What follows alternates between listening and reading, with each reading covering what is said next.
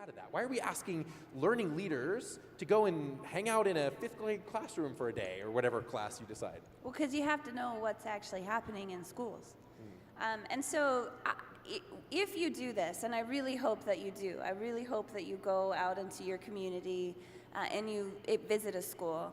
My request is that don't go in with an agenda. Don't go in thinking what you're going to share. Because for our culture, for culture here in the United States, we are always thinking about, what can I share about myself?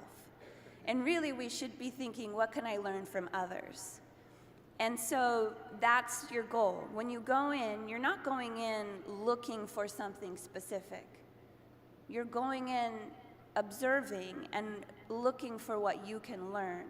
Because whatever you can learn is then how you can decide how you can contribute.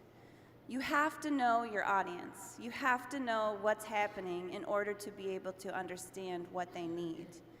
I loved what Elliot did last night when we had to share about our favorite teacher, because I do this every time I do a traditional keynote.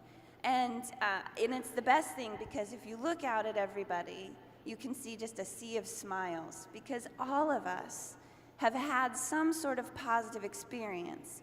And it doesn't necessarily have to be with a teacher. It can be with a staff member. It could be with the cafeteria person. It could be with the custodian. It could be with an administrator.